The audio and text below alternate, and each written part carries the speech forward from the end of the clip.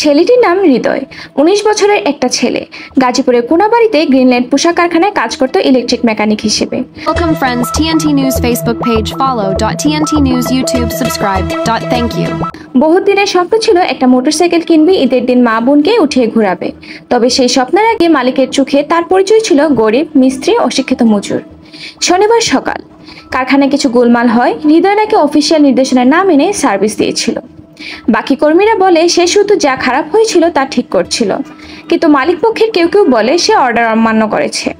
তাদের মনে হলো একটা গরিব ছেলের এত সাহস দেখায় কিভাবে। তাকে ডেকে আনা হয় অফিসে। তারপর দরজা বন্ধ, লোহার রড, পাইপ, বোর্ড ঘুষি পিটিয়ে থেতলে নিস্তেজ করে ফেলে তাকে। একজন সহকর্মী বাইরের দরজায় দাঁড়িয়ে কাঁপা কাঁপা কণ্ঠে বলছিল, ভাই বাঁচানো রে, ওরে মারতেছে।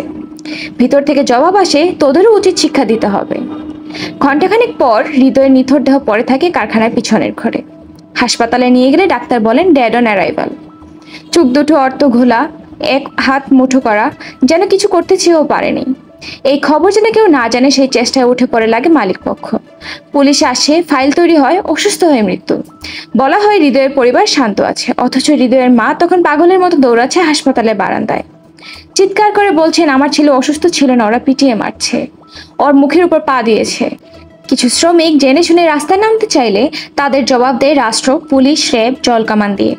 বলা হয় তথ্য বিভ্রান্তিমূলক, আর সাহসী সাংবাদিকতা হলো গুজব ছড়িয়ে বিশৃঙ্খলা। একটা জাতীয় দৈনিক এমন শিরোনাম করে, একটি মহল বেতন না বাড়ানোর ইস্যুতে কারখানায় উত্তেজনা ছড়াতে চায়। হৃদয়ের নাম একটিও নেই সেই খবরে।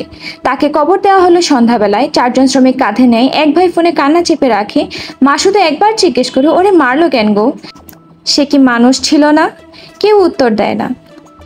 সবশেষে বলবো, স্বাধীন দেশের সরকার কি এর সুষ্ঠু বিচার করবে, নাকি সরকার সর্বদা খুনিদের স্বাধীনতা সুরক্ষা করে যাবে?